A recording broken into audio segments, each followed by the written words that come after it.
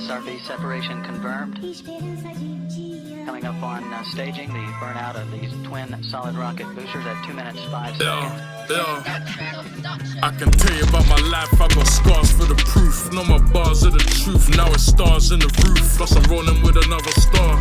If you ever saw the service on a double R, could've bought another car. Reasoning with Lizzie, yeah, I talk to my money. I'll be running to the bands, they just walk to the money. You can't talk to me funny, never. She gave me brains in the roller, that's what I call Thoughts In A Culli.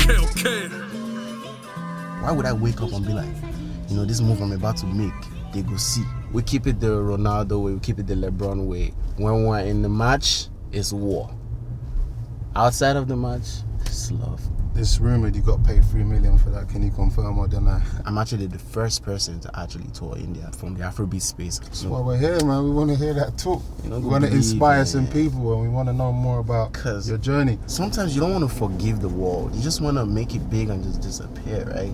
And it forced me to just like sell my childhood. But I just want to break some rules, you know, to life. I could be wrong, but I feel like you could have OCD in terms of like how you want things done. My favorite app is like Pinterest. You love a bit of bling, mate. Give me my money back. Big Rema, what's good, bro? You good, yeah? Yeah. What are you saying? You're still what? You see in where do you live in Nigeria? Yeah, I live in Nigeria. Predominantly. Nigeria. Hey, my phone no fall. Oh, your phone's falling. Yeah. That's what are you saying? What the driving side is it on? Do you lot drive on this side in Nigeria? No, we drive on this side. Oh yeah, that's why you got confused. Mm. What are you saying, brother? The album's out. Tell me about it, man. Your sophomore album. What does it mean to you, and why is it called that? Part of my social media handle name is Rema. Yeah. But you know, I expect everyone to just like, you know, see it as something bad, just like he is Rema, right? But yeah, that's what it is, but still it has a deeper meaning to it. It has a Greek meaning to it.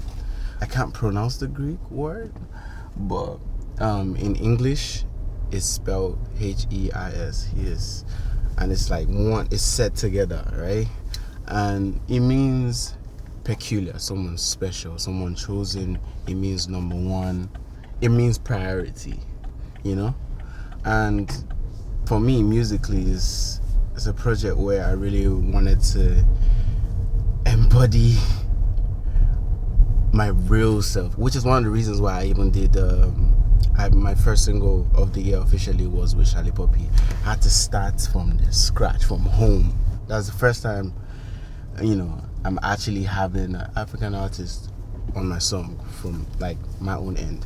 And yeah, I wanted it to be raw, I wanted it to be local, I wanted it to be rich in locality, and I have so much essence of what Afrobeat used to always be. Slowly, it's easier for people out here to actually create Afrobeats because we, the top dogs or the people who are pioneering Afrobeats, you know, over time, because of the whole globalization, we're slowly watching it down. So this project is also a reset to like, yo, Afrobeats can be complex and we can all take it Africa to the world. And yes, I respect the fact that we're doing, you know, Afrobeat to the world and everything, and we are appealing to the people out here, but I still feel like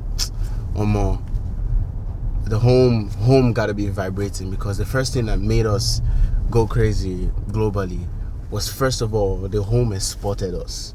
We built a huge fan base home, and we respected them, we loved them, we listened to them, we wanted to know what they wanted to hear, and I feel like that's what we should be focused on right now. I'm very keen on just keeping our industry as strong as possible, as long as possible, because if you think about it, over time, from reggae to, you know, Latino, different genres had its like peak moment, and I feel like Afrobeat can last way longer if we know what we are doing.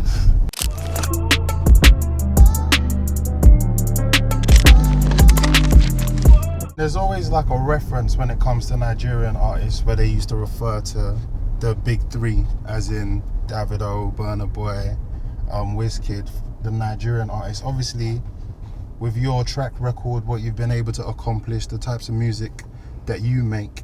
I think that you well and truly corrected that and said it's no longer the big three, it's definitely the big four. Now, how do you, and I concur and I agree with that, how do you distinguish yourself amongst those three artists? Like what lane do you think that you're in that kind of distinguishes you as your own entity? For me, I would say it's something that the fan perspective have to pick out. You know, It's for the fans to decide. For the fans to decide, because the sound is different, the essence is different, the body language is different, the deliveries are different. You know, we all have our own ways of doing things, our creative directions, our projects, our levels of lyricism and our messages. Even the way we were brought up were differently, so we can never ever be the same in any light. We're just opportune to be colleagues and be together in the same industry. What we do our best in is just being us. Obviously, when you're competing at such a high level, and especially as Nigerian men are strong men, they're leaders, you know what I mean? And when you're achieving at such a high level, I feel like amongst the big three, sometimes these two aren't getting along because of the competition or whatever, and then they make up, they're cool or whatever. How have you been able to be on that level and avoided those types of fallouts with those people that people are always trying to compare? I don't want to praise myself, but I feel like everyone who has met me have been super respectful. The game, people act crazy. It should be okay to take bullshit and overlook. We're all human beings. But one key thing I always tell my boys, 5 years ago, I didn't know these dudes. My colleagues, literally. I didn't know them. So why would they be my priority? Why would I wake up and be like, this move I'm about to make, they go see, or don't worry, we'll go show them. Why would they ever be my priority? Why would they ever come to my mind and be like, I want to do something that will make them? No, it's me. It's always the fan base making it seem like any move we make is, but when I in turn put it in terms of lyricism, I always wanna keep the sports going. So we have lyrics where we're like, where Davido will be like, I'm bigger than all of that. All of that. Them say them bad, but I swear them do nothing. It's all for the sports. We keep it the Ronaldo way, we keep it the LeBron way. When we're in the match, it's war. Outside of the match, it's love.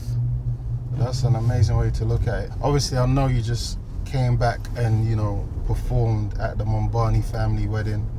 That was a big stage. I mean, the who's of the world was there. What was that experience like? And it's rumored you got paid $3 million for that. Can you confirm or deny? That's what I can say, to be honest. Yeah? Yeah, money wise, but overall it was a great trip, man. It was beautiful. I love India. India loves me too, and it's just beautiful to see something that people trolled me for, criticized me for, and I'm benefiting off of that. It's like, imagine if I stopped. Imagine if I actually listened to the trolls and be like, I think I should switch it up. Imagine. And 4 years later, he paid, and he paid big. And more to come, because it's a huge territory, right? And I'm actually the first person to actually tour India, from the afrobeat space. I even think from Africa, if I'm not wrong, but if I'm mistaken, forgive me. But it's a huge deal, and it's not just about the wedding, it's just about the reception everywhere I go. I remember when I was touring India, I didn't even know how they know. When I literally go anywhere, just to eat or anywhere, there's just paparazzi. It's crazier than the love in Nigeria. And over the years, I've heard a lot about maybe the racism, all of that. I've spoken to black people out there in India, but just to see that stereotype being slowly taken away through music is beautiful. See people in India actually embrace me, show me love, clothe me, give me free clothes, have me embrace that culture. It shows that, in all of the mixed up and the misconceptions, this atom of love in there, and I respect that.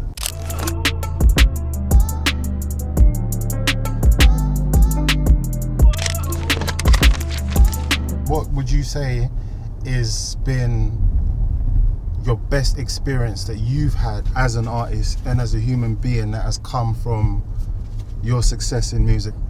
Something I've experienced. Yeah. That young Rema looking back, you think, yeah, that was crazy. It's usually the crowd, to be honest. Yeah. It's usually just like seeing people from different parts of the world actually just like celebrate you, come out in numbers. Sometimes the venue is like 1 hour away from the city and they will all drive. And even when I'm driving back to the city, you see them like chasing my cars and like wave and say how much they love me, and it just shows how much, how much love there is and how much unity music can bring. I wanted to add something about my project. 2 elements of my project. Hope I don't forget, because sometimes my brain just been moving too fast. Number 1, I really wanted to feel like a child again. Like, it's been something that literally tore out my spirit, because I feel like I grew up too fast. Life switched up on me crazy. When I lost my dad, when I lost my brother, it's just like it just the weight was just on my shoulder, and it forced me to just like sell my childhood just to provide for my family. And then I thought maybe, after hustling and doing my beats, my little beats in Ghana or whatever hustle I could get my hands into, I thought it was gonna end there. But music picked up, and then I had to go on that end and grind, and God willing, everything happened well, it happened fast. And with fast fame comes fast maturity, and it's just like never ending level of seriousness. So much adults, so much meetings. It was years. I didn't even roll with my age mates. Like my fellow 19-year-olds. I'm not even sure I rolled with a 19-year-old or 18-year-old. When I was 17, I didn't even see a fellow 17-year-old. Even when I was 20, I was just everyone around me was like 5 years older, 6 years, 10 years older. So this project, seeing me do the Italo, it's like I just want to be a child, and it's coming out. It's not me forcing it out. It just sparked in my spirit. Like I just want to feel young again.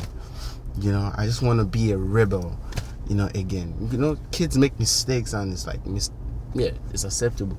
But when you're 19 or when you're 20 and you're famous and you make that mistake, same mistake a 19-year-old would make, everyone will come for you just because you are in the limelight. You're not supposed to make that kind of mistake. Cause what? I'm a kid, I know people who smoked their first cigarettes when they were 13, and I'm 24 and I smoke a cigarette because I just want to feel free. I just want to be a rebel. I just want to break some rules, to life. All my life just feels so planned and so much schedule, and it's like I just got tired, and I put that in my music. I just put that freedom in my music, and I feel like you can get the grasp of that of the essence of the project in the last song. That's why that last song is very important. Now I know who did for me.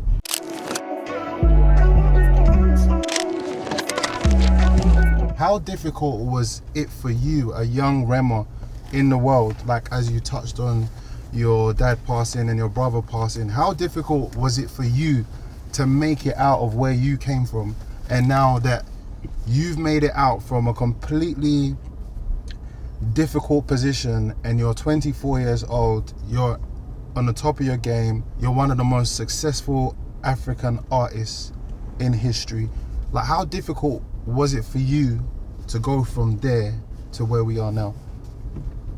So difficult. See, if I start to talk matters, God, That's why we're here, man. We want to hear that talk. You know, we want to inspire man. some people, and we want to know more about your journey. It's so deep. Sometimes it hurts me sometimes that I forget. I actually do forget, because I feel like I have information overload in my brain, and I just like put some in the bin. You know, it happened so slow. The suffer was so long, and you know, with the success, it's just I really want to hold on to the anger of those moments. You know, but now everything is good. It's just like I'm so pissed. I was so pissed. Even going back to my city, I was so pissed about how much I was going from pub to pub to pub. In London, you guys call it pub.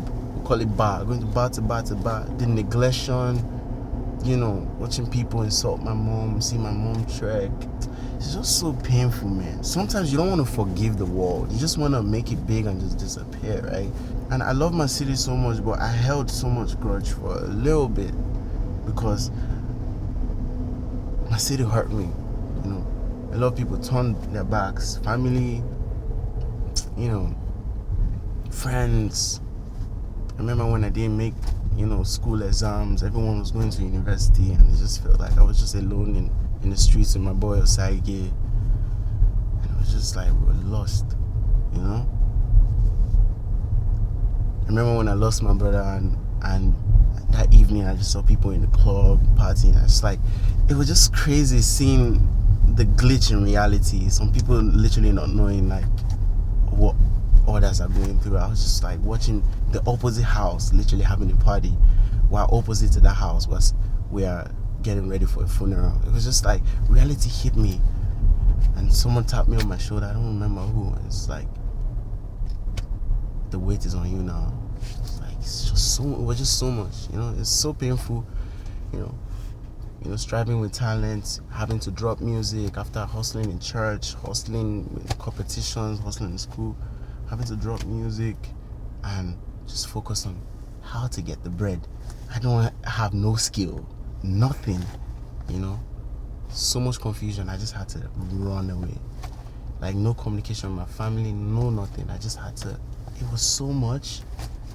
You know when you know the story in the Bible when God gave Noah a mission, and Noah ran away, and he got on the boat, and they threw him out of the boat, and he got into the whale's mouth, and he was spat out back into his purpose. That's how I felt. I ran away, and I feel like, you know, God just rerouted my map and brought me back to my purpose, and I'm grateful for that. But you know, when people hear this rage in my vocals, people hear this like, who vex my guy, who vex this boy, it's still from those elements that, yo, maybe it might have happened so fast for me, but people don't understand how much work I've put in as a young dude to make it out here. I just feel like it's lucky. It's not lucky, you know. I'm not lucky. I'm grateful for God's grace, His mercy for keeping me alive and all the madness that I've been through. You seem like a very driven individual. At this point in your career, where does the drive come from? Where does the motivation come from to be more successful and take your career to even further heights than you've already taken it? Prophecies. Prophecies? Yeah, prophecies. Can you elaborate on that? My spiritual senses are very high, and sometimes you actually meet your goal and you're like, what's next? But it's like, you want to make 100 billion, but 100 billion, why do you want to make 100 billion? Sometimes we just want to make the money, and when the money comes, there's no plan for the money, and it's just like, you know. But for me, it's not money. It got to a point where it was like, I have my own dream, and you will not even know if I already achieved my dream 2 years ago. You don't even know right now what I'm chasing right now is someone else's dream who helped me to achieve my own dream. Do you get me? So sometimes it changes. It might be your dream, but sometimes the people who help you achieve your dream, you have to return the favor somehow. Yes, we want to make the money, but why do you want to make the money? To be honest, we want to, maybe let's say we want to get our mom that fancy car. That's her dream. But we just take it up to ourselves, like it's our own dream, right? But we indirectly want to make other people's dream come true in addition to our own dream. So sometimes it's like my purpose, but sometimes it's like what people actually want to see in life, what people want to achieve. You know, I have that as my drive, you know. And then people just be like, you can be this. And I'd be like, yeah, if you can think this, so be it. I have a song, it's not out, but I said, if the vision was never for me, then why did it come to me in the beginning? Have you not heard times where people just be like, shit, this guy did this thing, I thought of that first. Yeah, it happens all the time. It happens all the time. It's like, it came to you because it was possible, you know, but you ignored it, or maybe you were procrastinating, or maybe you didn't just do it in the right time that it needed to be done. It will run to another person who's ready, you know. And that's what it's like for me. If the vision is never for me, then why did it come to me in the beginning? Same big four, I have to live up to that. It's a prophecy.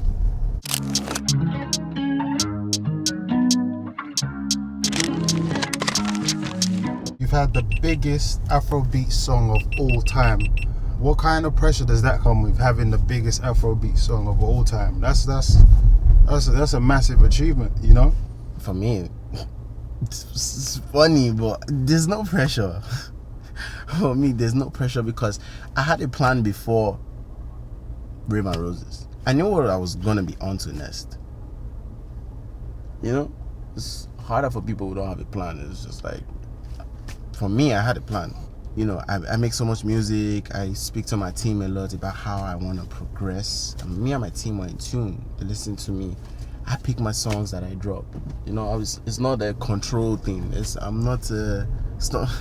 what do you call it? They say it's the industry plant or whatever. It's not something planted. Nothing is bust up. Everything is real. What we do in Maven, in Jonesing, is real time realness. You know, they tell me the truth, I tell them my truth. You know, son. So no pressure at all. It was a plan. It's clear that you're big into fashion and stuff like that. Obviously, where does that come from? That natural flair and style that you present yourself with. I'd say, firstly, Beanie Boys, we like to show ourselves. You know, anywhere we go, we like to assume that aura of, you know, whatever we are. We are, oh, we're rich, or I'm famous, or I'm stylish, or like we assume that Nigerians as a whole, we have our own, you know. But I take a lot of inspirations, you know. My favorite app is like Pinterest. Like I'm on Pinterest more than any app.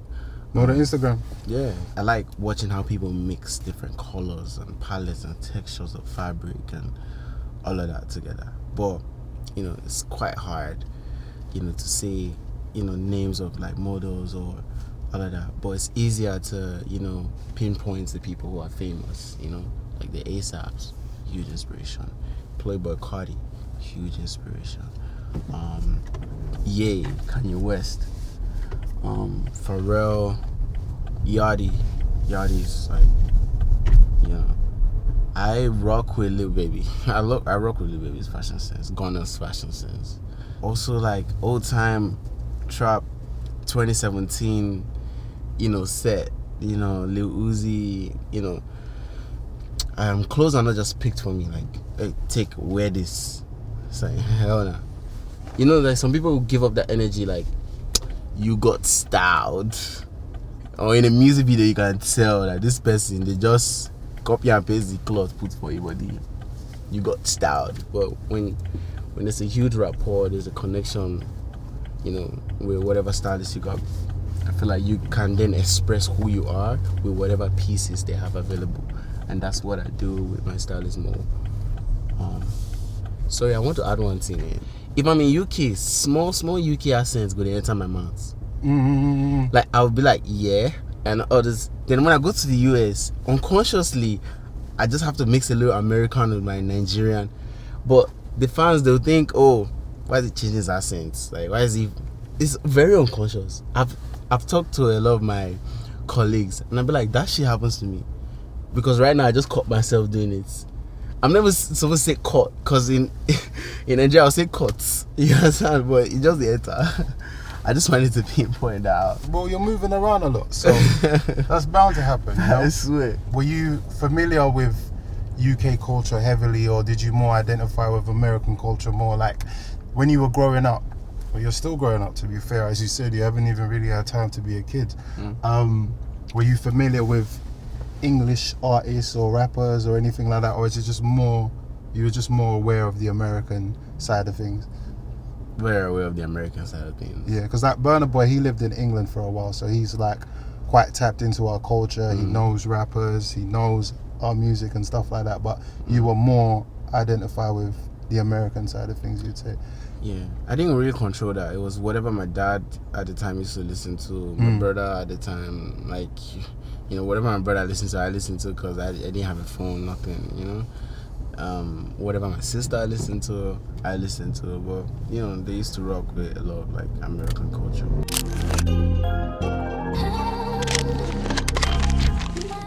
You're really big on jewelry. Obviously, I've seen some of the pieces you've designed. One of your chains is like a painting. It's basically a work of art. Like, I'm pretty sure you were part of that process, because it looks very individual, unique, and specific. What would you say your favorite piece of jewelry is? And is that one of your weaknesses? Like, you just love a bit of bling, mate. You know, jewelry is great, but I feel like I wear most of my shiny stuff when it's something that have to do with me popping out with cameras or like shows. But I have a lot of investment jewelries that I actually wear to dinners, meetings, and, you know, the coded stuff. I like to put the glitters, shine and glitters for the famous stuff. But my investment pieces are more like low-key. But I love jewelries. My favorite piece would be my Raven Roses chain, Ornament of Raven. Yeah, that one is so beautiful. I get compliments of that one a lot. Like when I'm with like top dogs or in Paris with the fashion heads, and they actually appreciate the art and the effort put into that piece of jewelry. Shout out to Angel, that's so much love. You know, we spoke earlier about, you know, once you get to a certain point, first of all, you start to do things for yourself, right? And you get to a point that you look around when you're successful, and now you want to do for others. Like, what would you say was one of your proudest moments that you've been able to accomplish in terms of doing for another? So, for example, maybe it could have been when you potentially bought your mama a house or moved, you know, something of that nature. What's been one of those highlights for you? You already said it. When I bought my mom a house. And also just whatever she wanted, because we spent so much years of lack. So whatever she wants, whatever family wants. Would you say that when you were coming up, when you were younger, obviously, like you said, you've been through some real life situations, and you've lost some people along the way, i.e. your dad and your brother, and when, you know, we all know what African parents are kind of like. They all want us to be like lawyers and doctors and, you know, accountants, you know. What was it like for you growing up in Nigeria and trying to convince your family that you wanted to be a singer? Like, did they understand that there could be something at the end of this, or did they also, because obviously when I was starting my business, for example, no one understood what I was doing and why I was doing it. But I just, you know, it's kind of like you say, you know, it was my vision. I didn't procrastinate. I just got busy, and I'm here where I am now. My brother always supported me. Yeah, my sisters caught up. My mom was the last to catch up, but my brother always supported me. My brother bought me my first headphone, and the first song, I remember track 1, because it used to be a headphone with a memory card. Yeah. Clip it in. He put the songs, he arranged the playlist, and I remember the first song was Mama Sita, Sita, Sita. That was like early Travis, right? You know, my brother bought me that headphone. It was one of the best things that happened to me. And then my brother was doing like house parties. He let me perform just to build my confidence, you know. And then it transcended into like pool parties. You know, it's funny because like my brother actually had so much passion for showbiz. I feel like if he was here today, he would have been a promoter, definitely a promoter, because he was already like, you know, controlling the young DJs in different schools, like come to my house party, like gates, tickets sold out, you know, my mom used to support business, you know.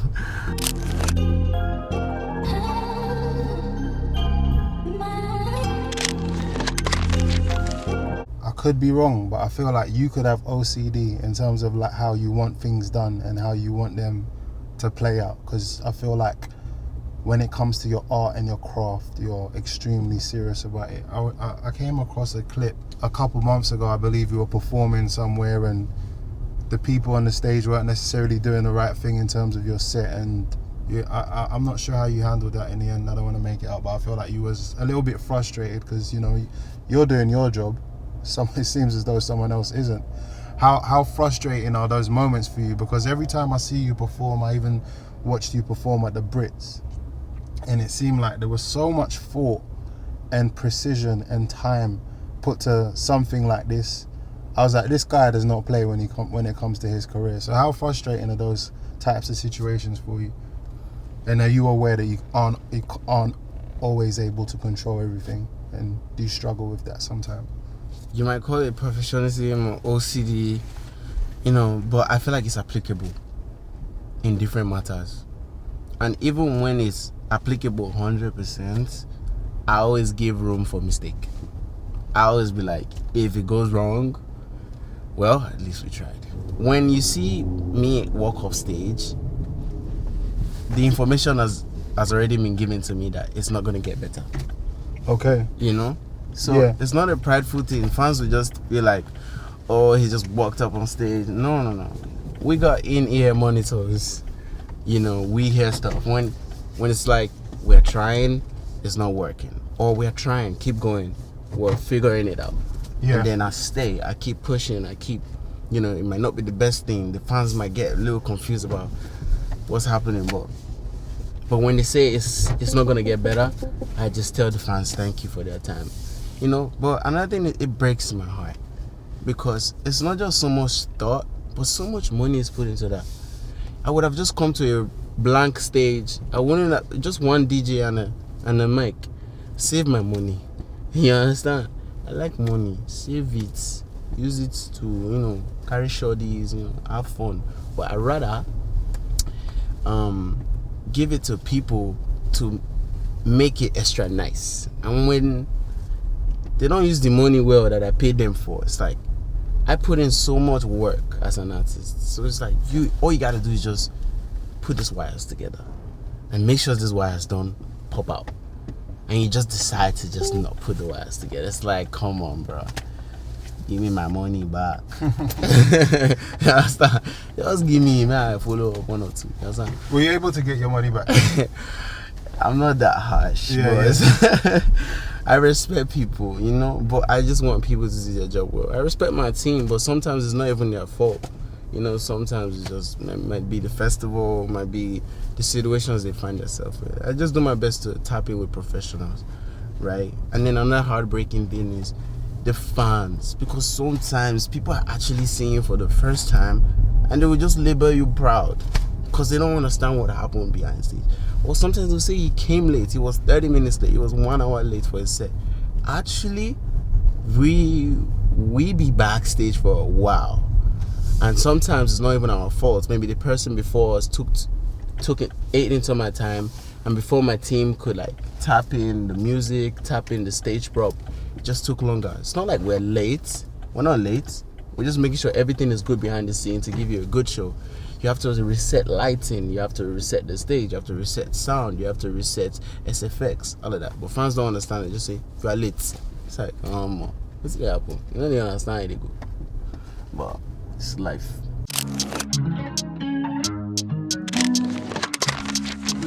Symbolism features a lot in your brand. Where does that come from? A wise man once said, every leader has a symbol. Could be a hand sign. Symbolism is key, especially where I come from, Benin City.